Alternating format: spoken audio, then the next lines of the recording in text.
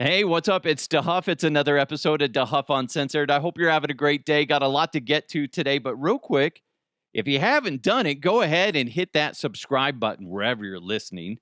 And don't forget, today's episode is presented to you by the great people over at Sugar Fire in Westminster. Just amazing barbecue. Also, it's presented by Burns and McCoy. I'll tell you a little bit more about Burns and McCoy here in a second, but I want to give you a preview of today's show. I got updates on two stories we did recently. One, the lady with that haunted picture. Remember, we talked about that. And also a guy named Taco who lives in Japan and spent $14,000 on a legit border collie costume that he loves to wear around town. Because why not? We'll talk about that. Plus, political season is a good way for you to get votes, obviously, if you're a politician. But another way to get votes, folks, let's be serious now, is if you take your top off and brag about your sex life. That's what somebody in Colombia did. We'll get into that. And another legendary musician speaks out against AI and gives you a shocking prediction. And I guess I'll talk about this as well. In Mexico, there's some crazy stuff going down with alien bodies. We're going to get into that. But first, do yourself, your family, your friends a favor. Go ahead and grab some Burns and McCoy today. Burns and McCoy is the best hot sauce around. It's my go-to any meal. I just made a sandwich before the show, and I was like, I got to slap some Burns and McCoy sriracha on there. And dude, oh my God, it was so freaking good. Eyes roll in the back of your head good. I'm not joking. So it's the best hot sauce around. Burns and McCoy is all about flavor first. Then they focus on the heat. So right now, what you got to do before this expire, I don't know when it's going to expire. Go to burnsandmccoy.com, burnsandmccoy.com. Use promo code DeHuff, and you're going to get 20% off your next order. My personal favorites, mango habanero, salsa verde, especially roja, scotch bonnet. And like I just said, I made that sandwich with their sriracha. Oh, so freaking good. Go to burnsandmccoy.com, and they got plenty of other flavors out there that you got to try. Burns & McCoy is a woman-majority family-owned business. Their focus is to only give you the highest quality products by using ingredients of the highest quality. Food should be fun. They're going to provide that fun with each unique flavor profile they offer. Go ahead and grab a bottle of Burns & McCoy today. They're available at all grocery stores in the Front Range. But if you want to get that 20% off, you got to go to burnsandmccoy.com. Use that promo code DeHuff. And again, you're going to get 20% off your next order. All right, guys, you know what we need to do. You know what time it is. You know what time it is. It's time to jump into some headlines. Let's go! Let's go! And now, here are the headlines. Well, to give you an update on one of our more recent stories, I believe this was like a week or two ago. I talked about that lady that bought this allegedly cursed painting. She got it at a thrift store or something like that. Anyway, she said that like all this weird stuff was happening around her house, and she saw like dark figures as she was walking around. And instead of selling it or burning it to a crisp, she's like, I'm just going to. She made a big deal about this, by the way, in the story we talked about it. Oh, I'm just going to leave it in my garage next to some sage, and then that way nobody gets harmed from it. And if I burn it, I'm afraid that would just release that into the world. So she's like making this big to do, right? And you're like, I guess, what a fucking idiot. Why would you keep that in your house? Well, that didn't last very long because she sold it at an auction. She originally bought it for $25, and then she sold it for $2,000. That's weird. Oh, I'm not going to sell it. I don't want to pass this on to somebody else. Baloney. I guess $2,000 will change your mind. Son of a... It's so stupid. I'm not going to sell it because I'm a good person, blah, blah, blah. No, she did the right thing and got it out of her house. That's why you got to be careful what you say out there. People remember everything. I remember this. I remember, okay? She's like the semi-villain in like a horror movie or like a Ghostbusters movie, right? she has this thing that she knows has a dark spirit attached to it, or at least she thinks it does. Then eventually she's like, you know what? It's just getting dusty, and we just have to keep walking around the box it's in. Let's just get rid of it. So she got rid of it. And now the world is in jeopardy. Thanks. Thanks, lady. What do you think about that? I mean, I would have done the same thing. The fact that she got $2,000 from it is because people like me were talking about it, and people are doing articles about her and this alleged haunted story. So she gets it for $25 and sells it for 2,000. It's a good profit. Good profit. I should start saying random shit in my house is haunted and just be like, I don't know what to do.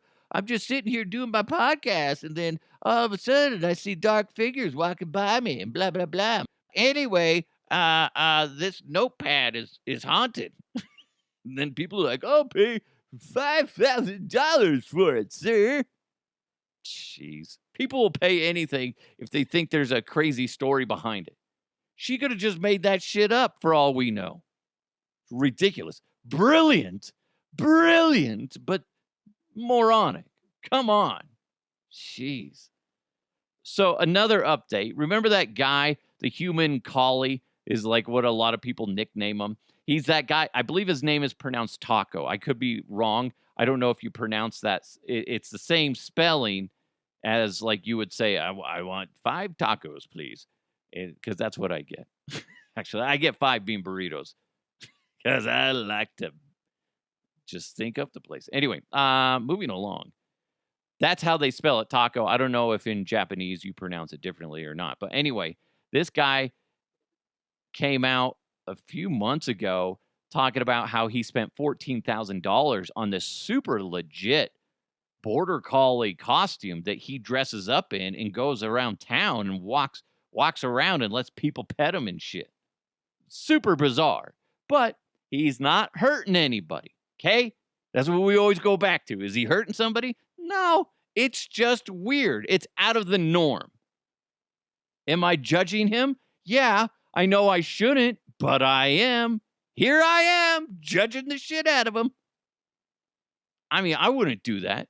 And if my kid was just like, Dad, can I spend all this money that I've earned over the years on a dog costume so I can walk around and let people pet me? Be like, no, you may not. No. I know you're 35 years old, son, but I put my foot down. I'm sorry. Sorry, no. But they're not hurting anybody. Anyway, so the guy was just like, I do this, whatever, blah, blah, blah. So the story comes out recently within the past couple days. This is what he says. I think it would be great if I were able to use my skills and get the opportunity to appear as a dog in a movie. There we go. He's got to make up the cost for that $14,000 costume. And what better way to do it than being in a stupid movie? He's going to get it. He's going to get it too. But here's the thing. Do you think you're going to be the star? I really doubt it. Unless it's an adult film, okay? But most likely you're not going to, recover all that money, okay? If you do, it's going to be a lot of sweat and tears. Oh, I made some bad choices. And he's also saying that he's looking for love now, which that's good. Good. If you can find somebody that appreciates you for your weirdness, then you're good, right?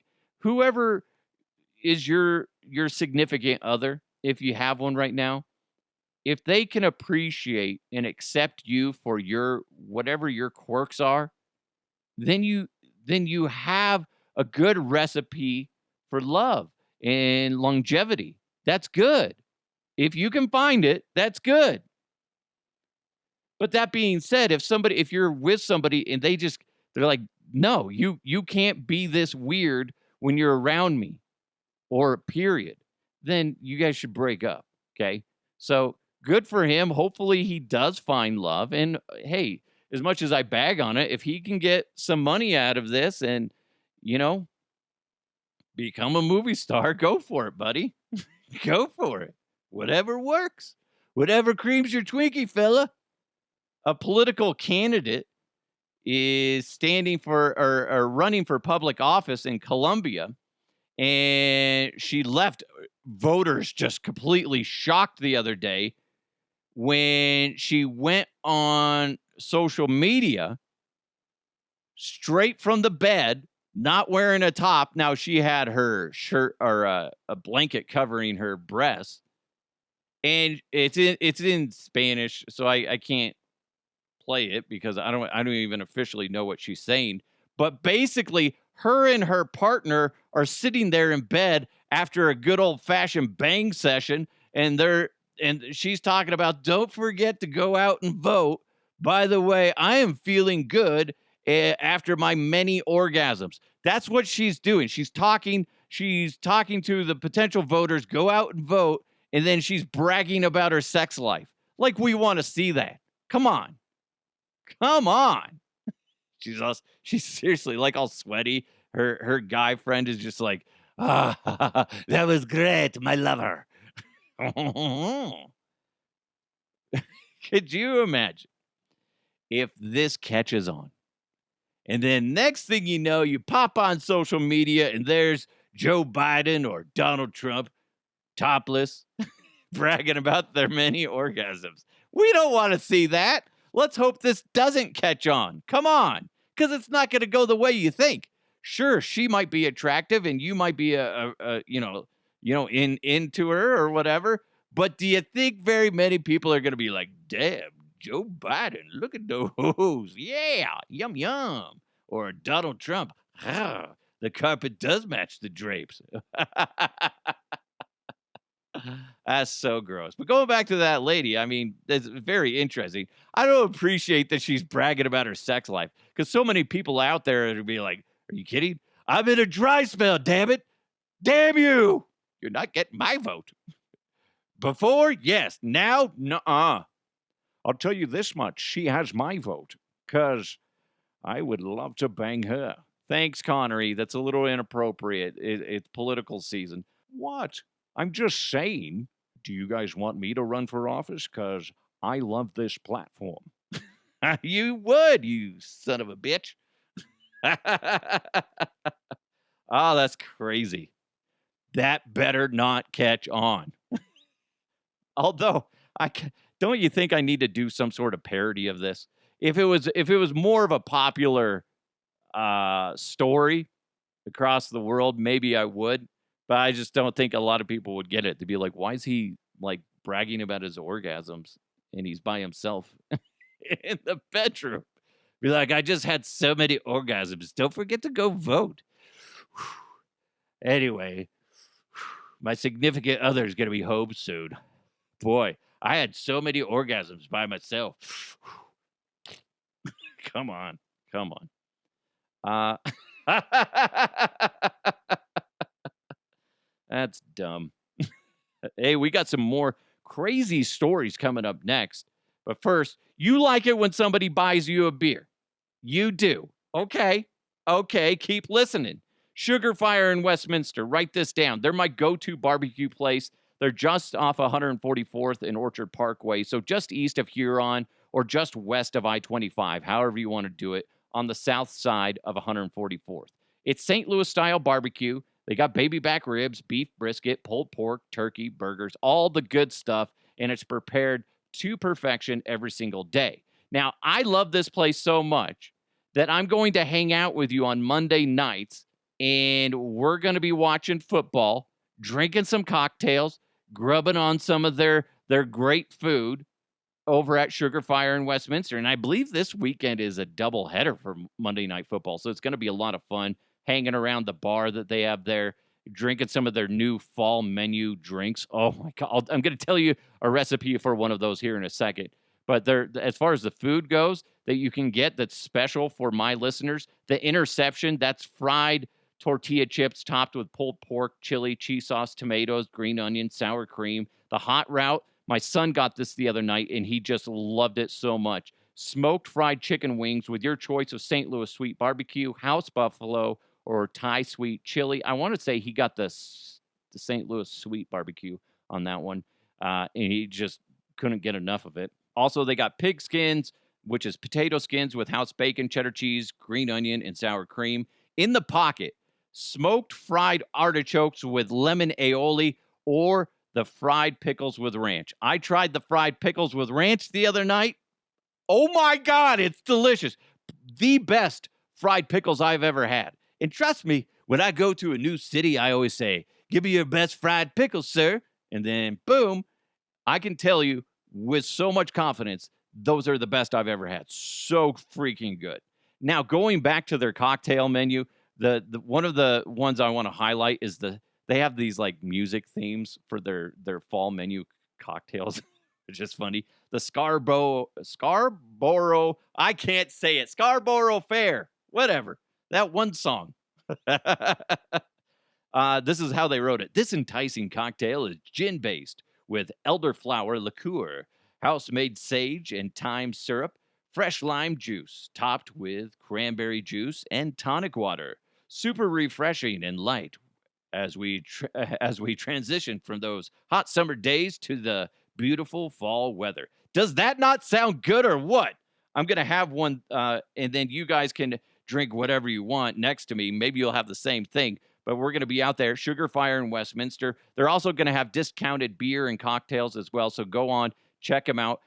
There's going to be prizes courtesy of myself and local breweries, including like pint glasses, shirts, hats, koozies, all that stuff. You got to come down there, Sugar Fire in Westminster, off 144th and Orchard Parkway, just east of Huron. Sugar Fire in Westminster, reinventing barbecue every single day. Okay, so we've talked about artificial intelligence quite a bit, but it's just funny that this came up because my son is a huge fan of this guy and his band. Guitar legend and co-founder of the band Queen, Brian May, was talking to Guitar Player, a magazine, and he had kind of just a bleak prediction in regards to artificial intelligence and the music industry. This is what he says. My major concern with it now is in the artistic area. I think by this time next year, the landscape will be completely different. We won't know which way is up.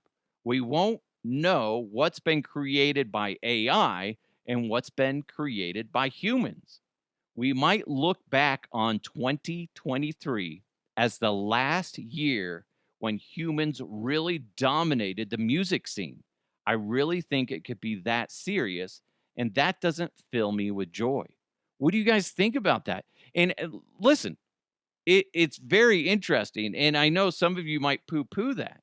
One, you might go, "That's stupid. What's the big deal?" Or you might go, "Come on, it's not going to be able to do that." Bull.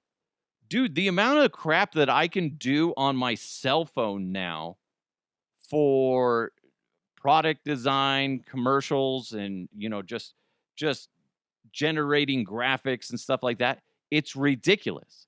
And it's only getting bigger and better. So music, there's people that are artificially creating people singing songs without them actually singing songs, like famous artists and stuff like that. It's bizarre. It's so bizarre, and I could totally see this happening. And that's huge for people that are actual artists. So if you're an actual musician who can play guitar, you're a dying breed. If you're a musician that can play any instrument, you are a dying breed. And it's just making us lazier as a society that we won't put in the work to learn an instrument coming up in the few years. Be like, no, I'll just type it into my computer and we'll figure something out.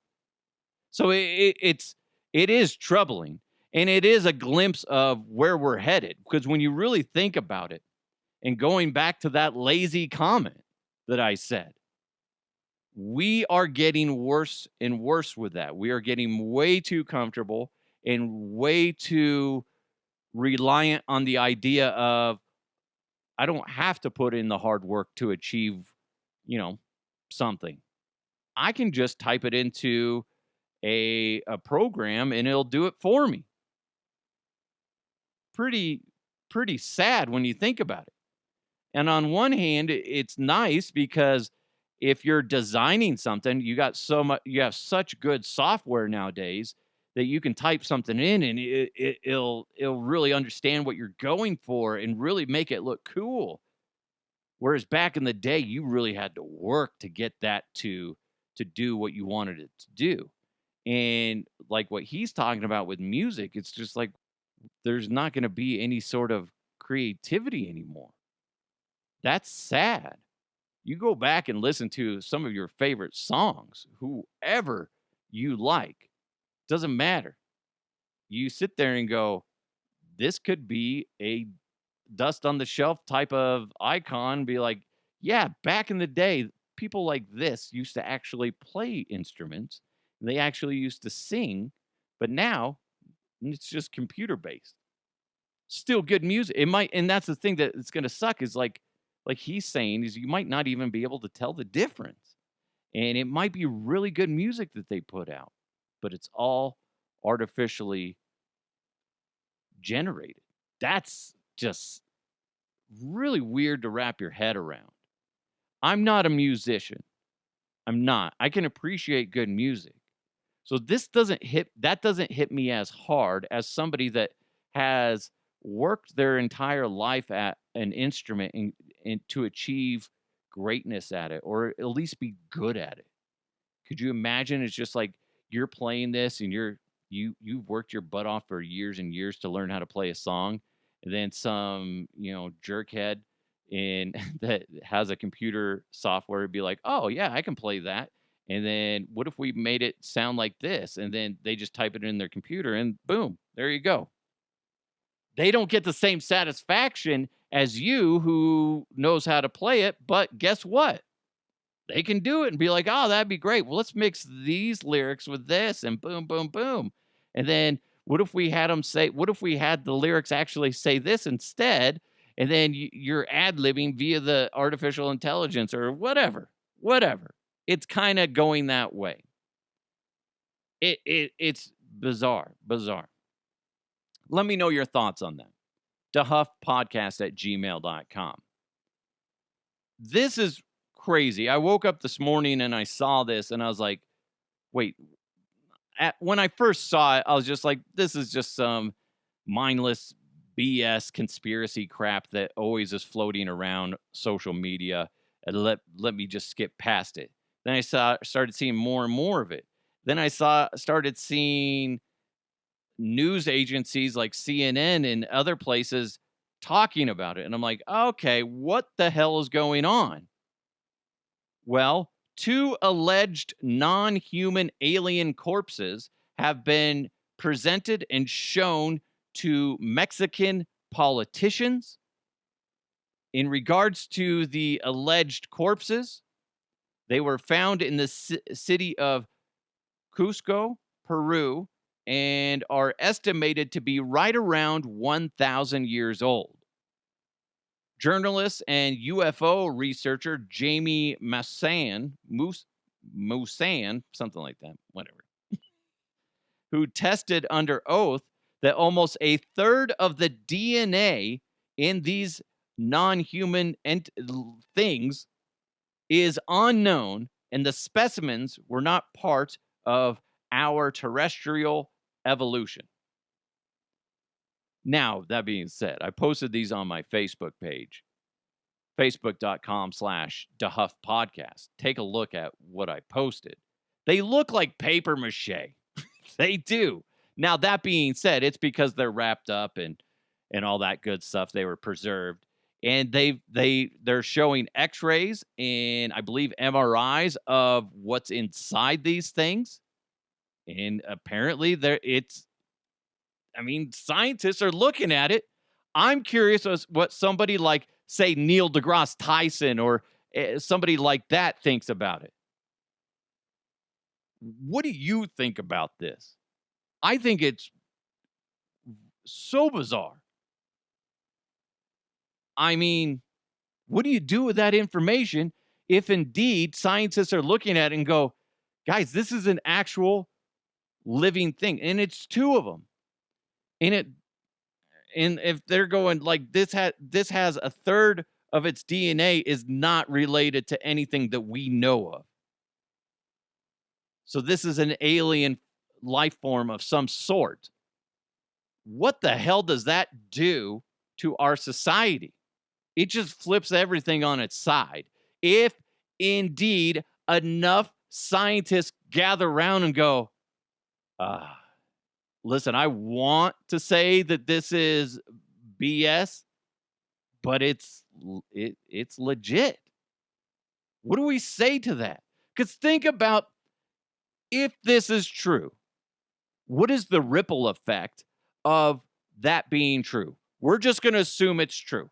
And I know some of you out there don't believe in science because I already had one guy start trying to quote scripture at me for posting that on my Facebook page. And that's fine. You believe what you want to believe. But if enough people are believing that this is scientifically true and it is indeed true, then what? What are the ripple effects of that? And kind of reflecting back onto what that guy was saying to me on Facebook, this would cause so much chaos through the religious worlds. And and how do you dispute it? Well, then they're going to go back with, well, the science is wrong and blah blah blah. Science and historians are also going to be questioning everything they've ever learned about ancient civilizations, about how we've evolved from where we were to where we are at now and where we're headed.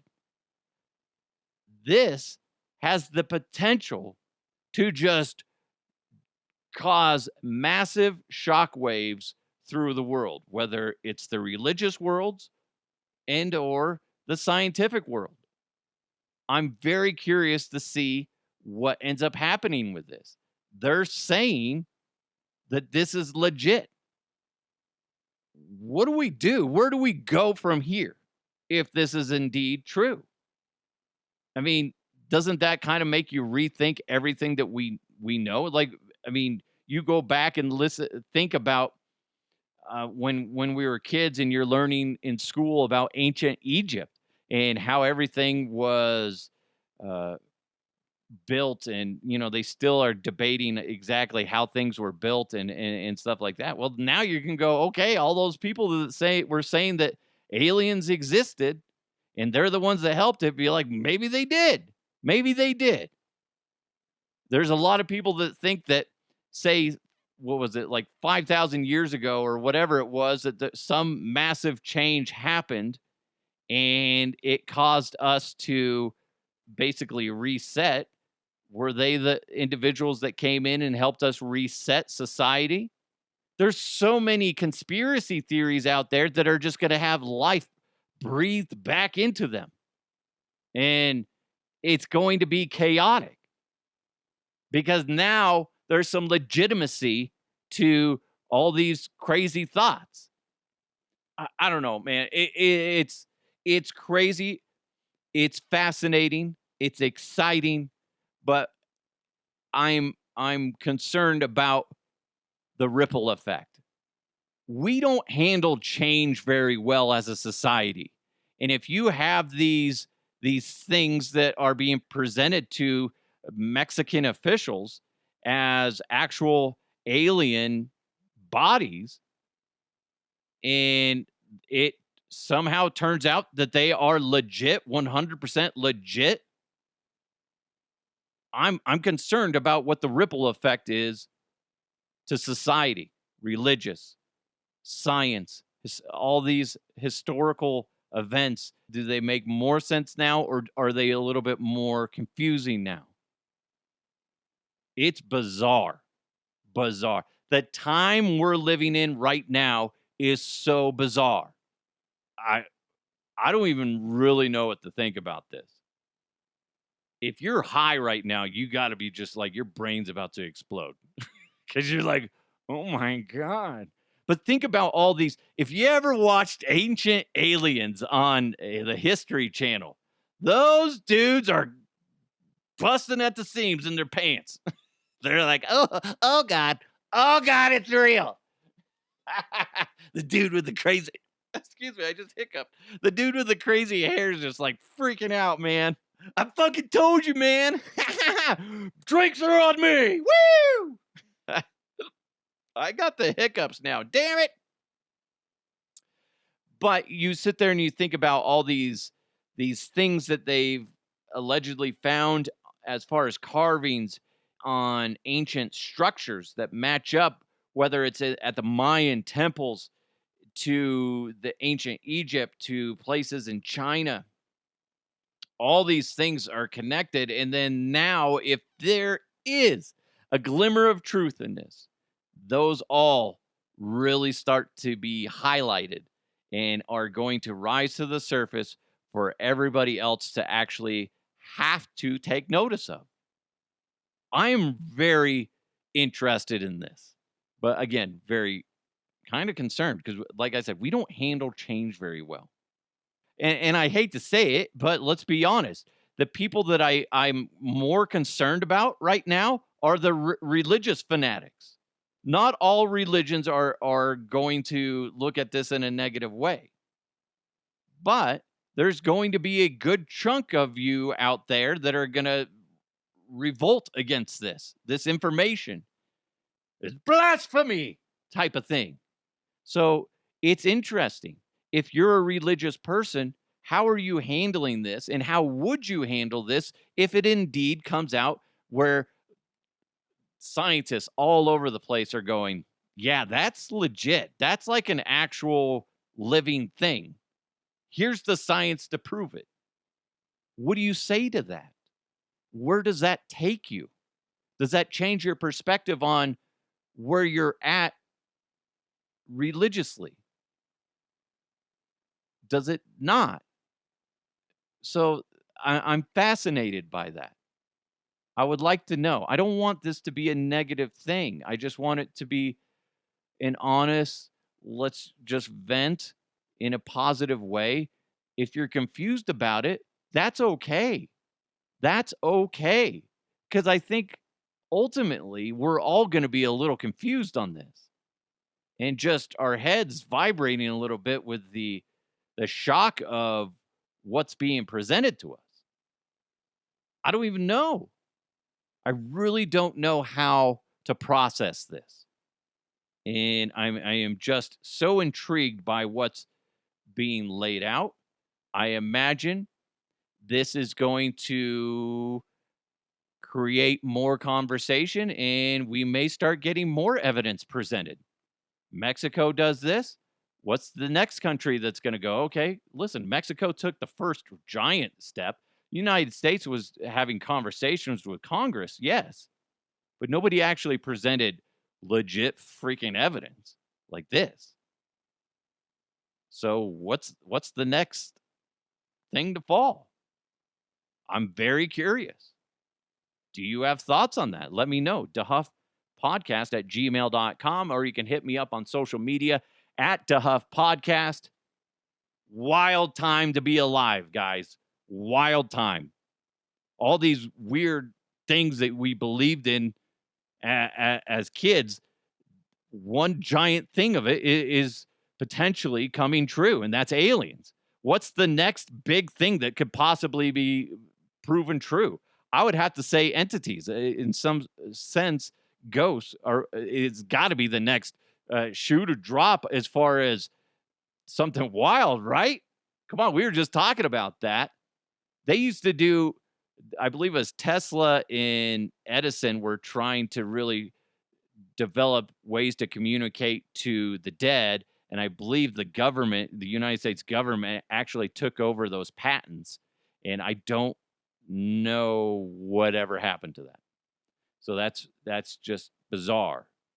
They did create those ghost boxes or whatever you want to call them, ghost phones and stuff like that, or spirit phone that allegedly will talk to the dead. So I imagine like that might be the next category that gets tackled.